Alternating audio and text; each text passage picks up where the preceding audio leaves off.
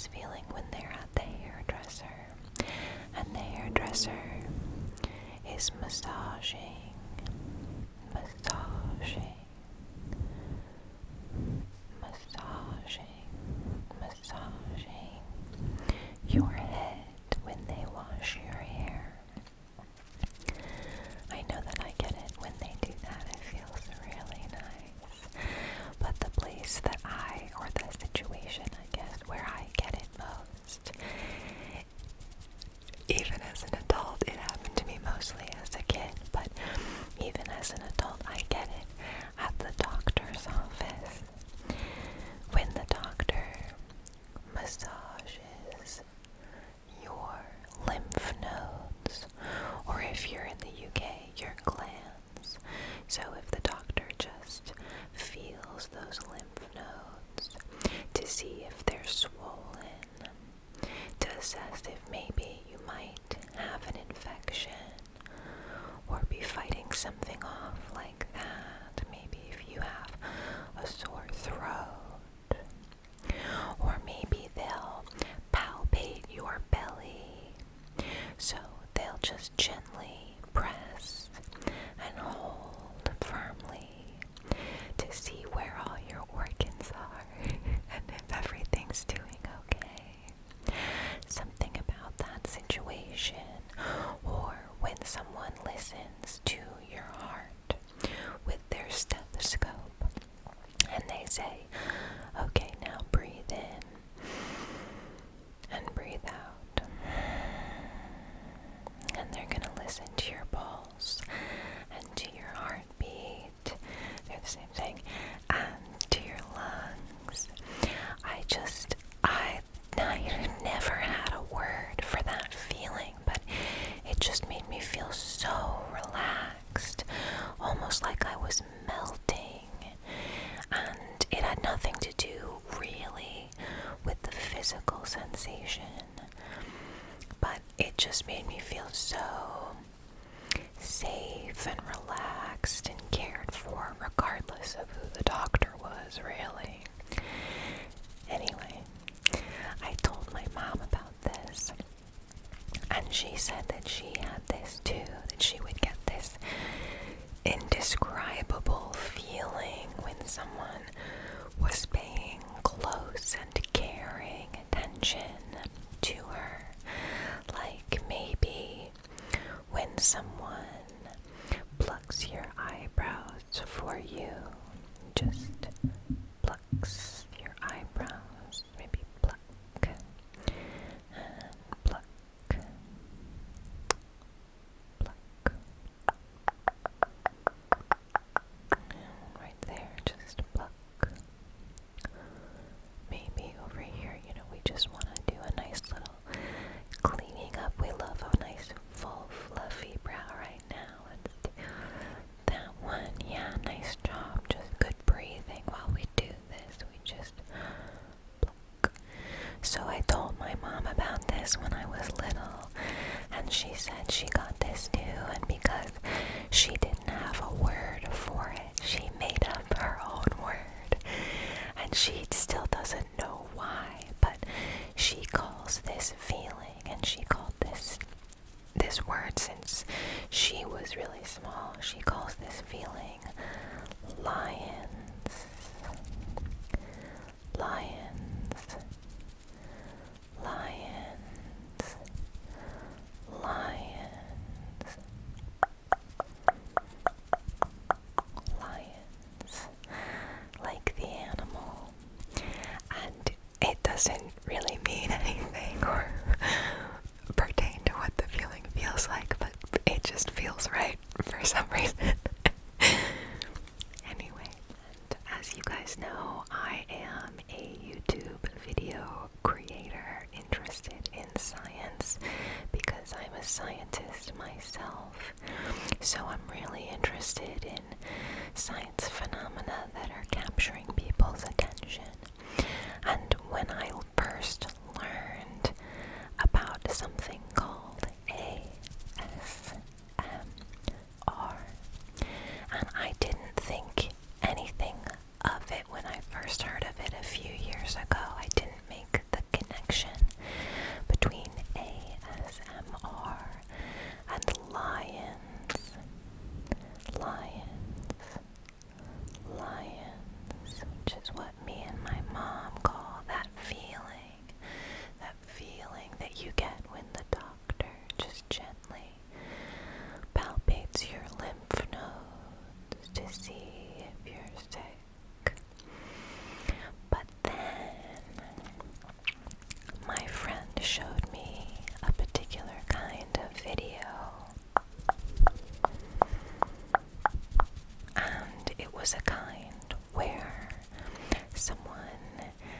person in the video is doing your makeup for you.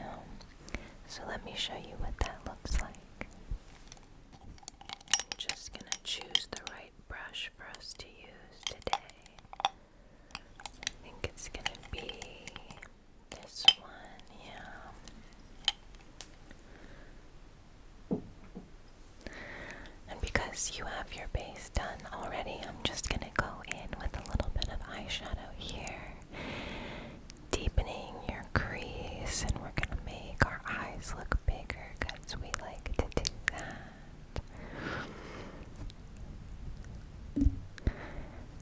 And they'll talk to you while they do it. And it's a whole scenario where someone is paying very close attention to you.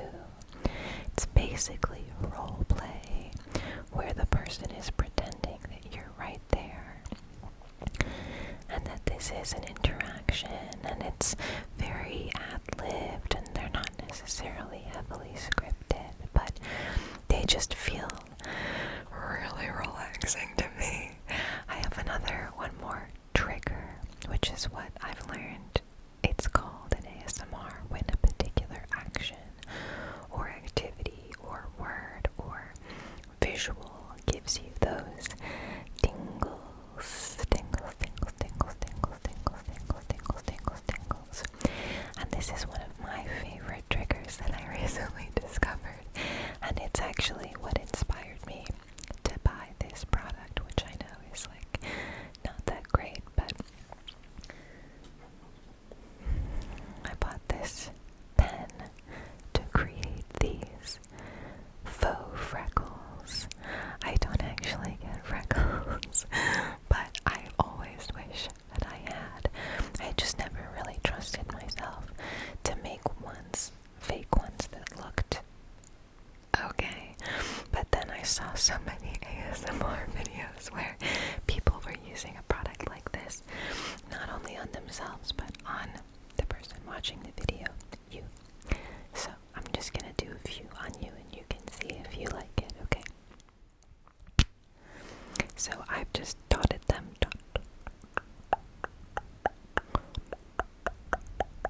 like that over the bridge of my nose and a little bit on my cheeks here, spreading up onto my cheekbone just a tiny bit, and they get more sparse out over to the edge. So is that okay if I do that on you too? Okay, so we're just gonna go maybe a couple over here, maybe a few.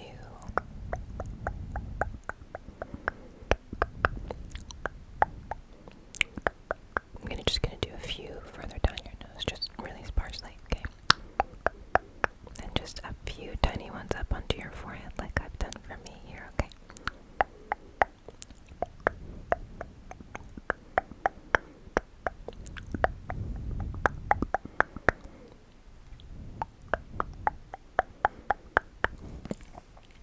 Okay, I think that looks really cute. I like that a lot. Anyway, so when my friend showed me those kinds of videos, I learned that that particular category of ASMR is called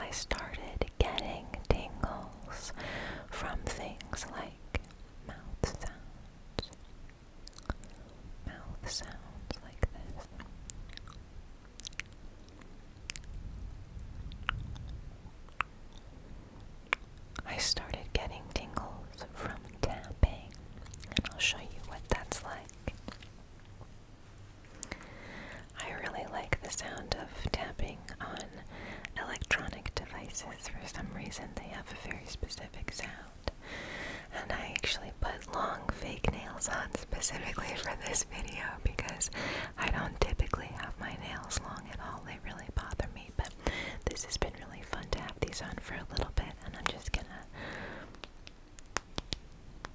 tap like that.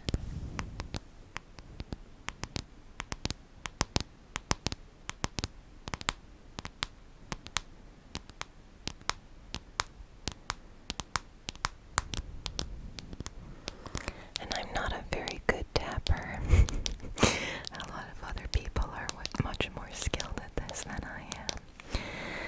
They can do it in a really rhythmic, balanced way. But I'm not there yet, I don't think. But people tap on different materials and it makes different sounds.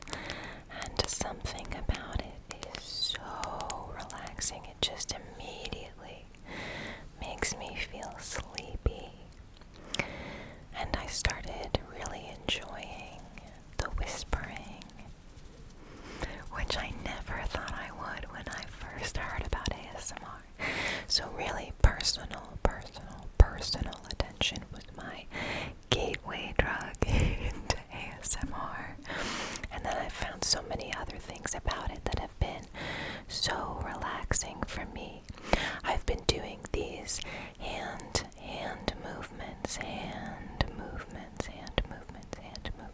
movements because people can find them relaxing as well.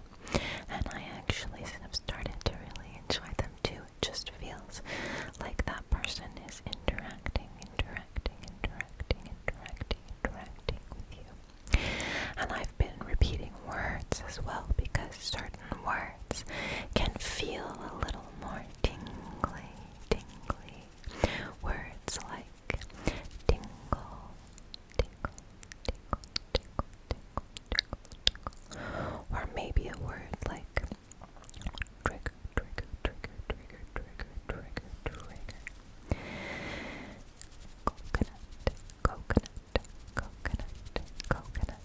Coconut. Words like that. There are some videos that are just 30 minutes of someone repeating a list of trigger words that their audiences have recommended or requested rather. And I just have gone down such a rabbit hole, you guys, with this ASMR thing. I watch them all the time and I really enjoy them. And of course, as a scientist, I had to get to the bottom of why this is happening. Why is something like a stranger on the internet pretending to assess my skin type like the most relaxing thing in the world? So,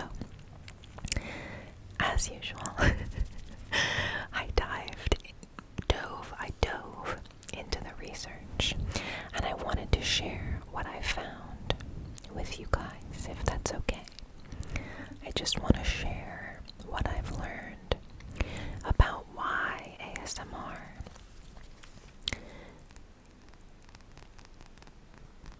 can be so relaxing and why so many people enjoy it. Is that okay? Okay.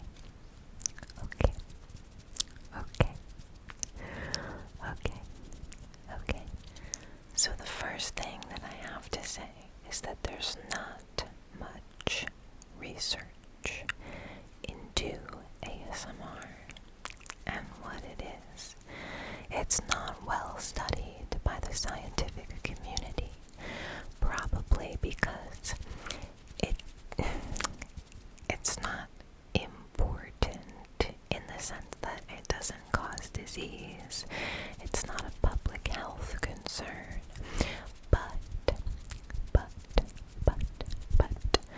there is more research coming out all the time, and there's more attention being paid to it now because of its potential as a therapeutic tool to help people calm down, feel relaxed, help with sleep, maybe help with trauma, maybe.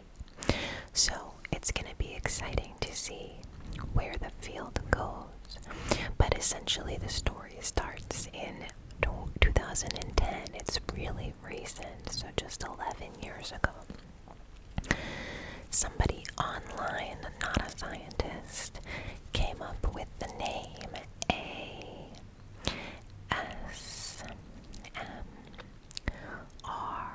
It's not a scientific term. It's a community-based term. Someone started a forum for people who started feeling this or who had been feeling this and wanted to talk to other people about it. And they were all sharing their experiences, having thought that maybe they were the only ones who felt this way. And they all came together and figured out that they were all feeling versions of the same thing. And the leader of that platform came up with the name ASMR. But it wasn't until 2015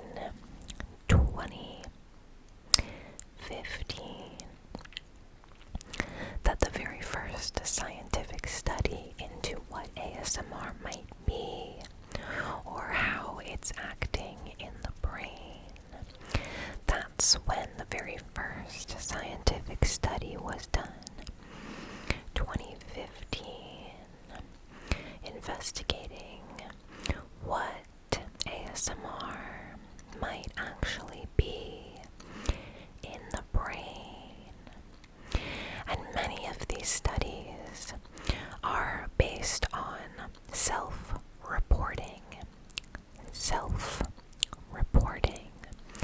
That's when someone who experiences ASMR is reporting their own experience of what it is like.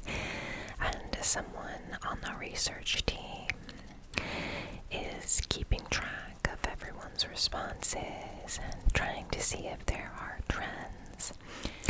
That very first study essentially just looked into the physiological effects of self-reported ASMR.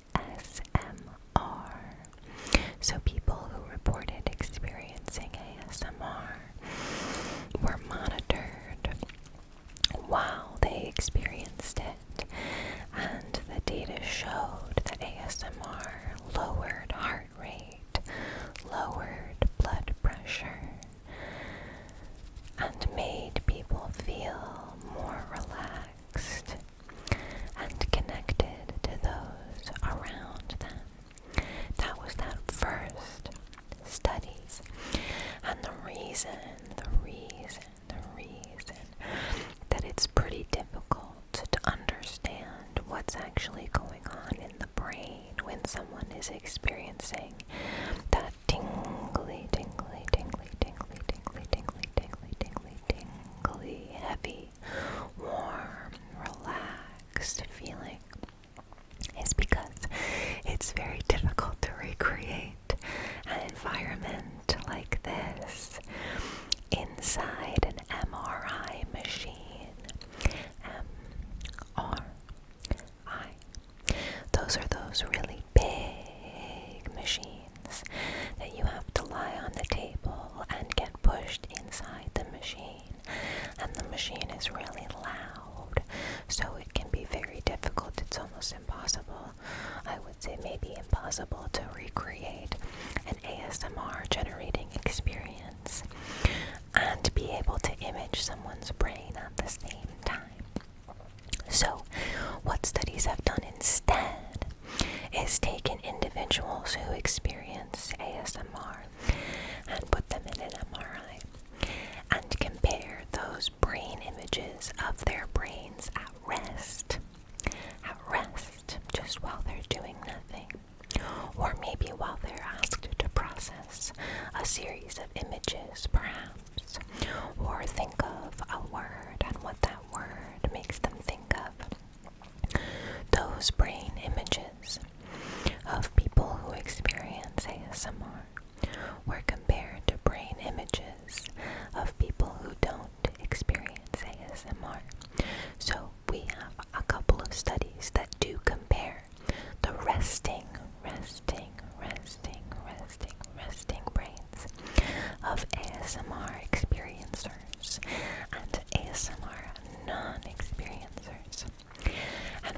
results aren't necessarily that definite. Some of the trends that have come out of those studies are that people who experience ASMR have higher crossover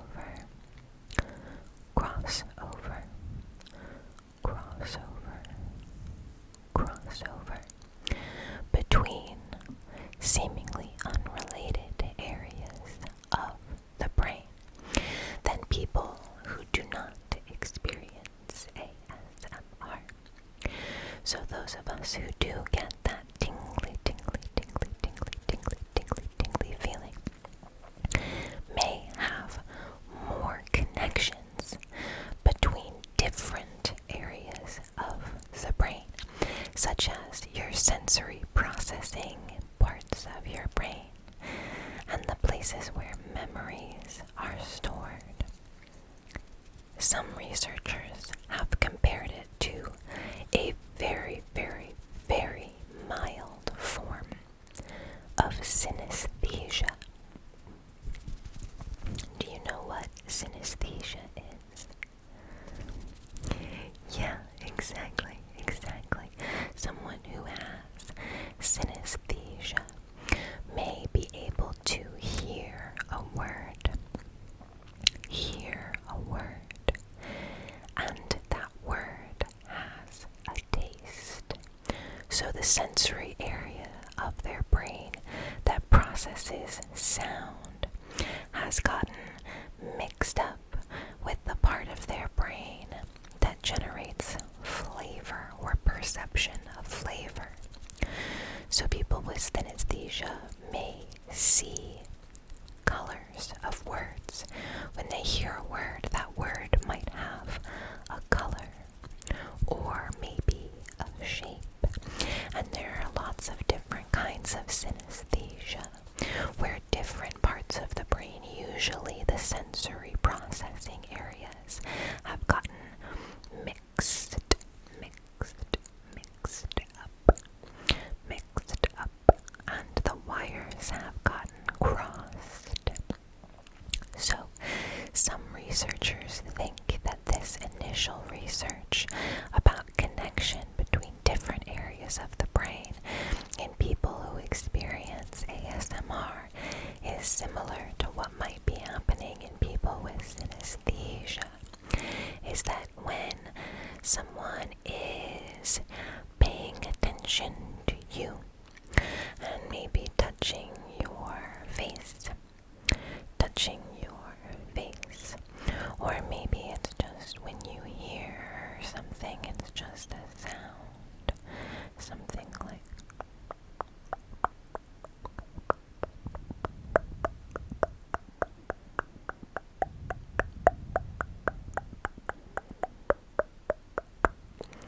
that.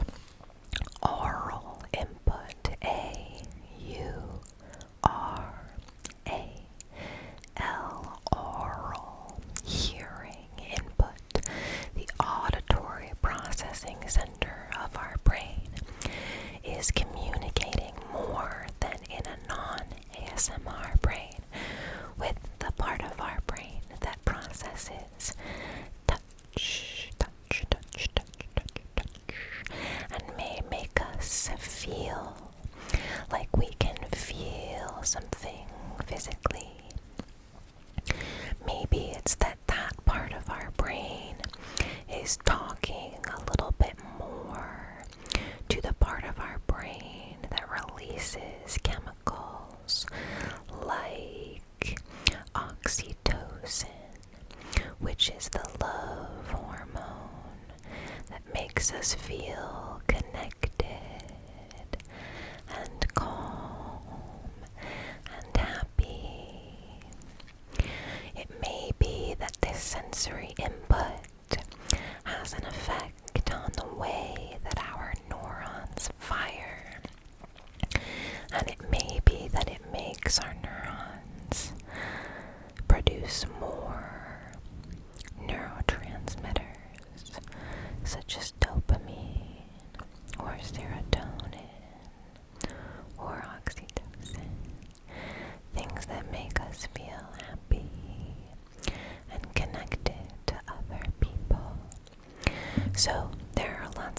limitations with neurological research into this, just because it's a tricky thing to study, because it's a little bit ephemeral, really intangible, very subjective, right? Very subjective. Everybody has their own experience of what ASMR feels like. And like I said before, it's not really of medical importance necessarily. So, research is a little slow into it. But, aside from the neuroscience, which is really interesting, and is mostly finding that the connections between different areas of the brain are different between ASMR and non-ASMR brains. Aside from that neurological research, there's some interesting psychological research into it, and it aligns with my personal theory that stems from my initial love and my mom's love of what we call lions, and what the ASMR community calls personal attention, is that it's all to do with social connection. Social connection. So the reason that we love things like the hairdresser or the doctor, the things that I described at the beginning of the video, is because it is intimacy that is completely non-sexual, right? So there's no sexual component, and there's no expectation on the part of the person doing the action to you that you will reciprocate, right? The doctor doesn't expect you to do it back. So it's a completely stress-free interaction where you don't have to be worried about what the other person is expecting from you, because the terms of that interaction are set out at the beginning, right?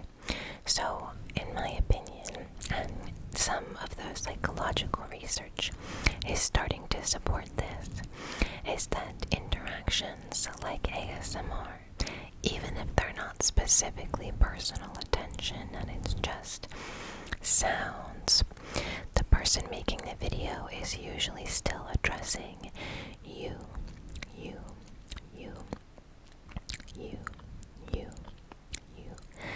as an individual, as if you were there. And it can make you feel really connected, but also relaxed, because obviously the person in the video isn't actually there. So there's no expectation, there's no pressure on you to behave a certain way or to respond with something in kind. You can just receive the attention and be cared for. And a lot of the psychological research is showing that ASMR is one of the very few interactions or situations where the parent-child dynamic is recreated almost exactly. So you, as the receiver, the person experiencing the ASMR, is the child, and the person doing the ASMR is the parent, because when you were a child, there was no expectation and you felt no pressure to reciprocate in kind with the care that you received from your parent or your guardian. So some research is showing that perhaps ASMR recreates that situation. It relieves you of all responsibility and makes you just able to sit back, and truly let yourself be cared for. It's a very neutral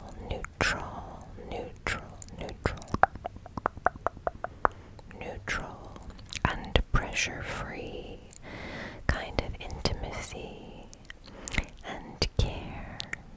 That's why some really recent research is starting to put forward the idea that ASMR videos may be able to be helpful in trauma recovery therapy. So creating a really safe, caring, totally neutral, judgment and responsibility-free environment for someone to just let go.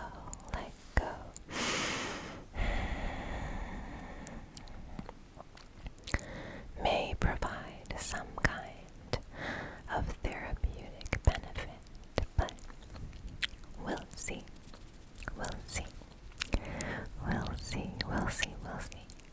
I hope there's going to be more research into this in the present and the future because it's so interesting, and I think it could maybe give us some more insight into how our brains act in the first place, just in all kinds of situations. I hope this was fun. I know it's really different from my normal videos, and I'm certainly not becoming an ASMR channel, but it was really fun to try it out just because I've been enjoying it so much, and I'm really interested to hear from you if you experience ASMR, and if you knew it before this video, or if this video showed you that you experience it. And if you do experience ASMR, I would love to know what part of this video gave you tingles. And I hope you learned something too, because I just think this is so interesting from a science standpoint. And if you liked this video, let me know if you want me to do more ASMR videos. They would always be the science of. So if you want me to explain the science of something as an ASMR video, just let me know, because this was really fun. And if you don't mind, I'm just gonna end on one of my favorite triggers, which is again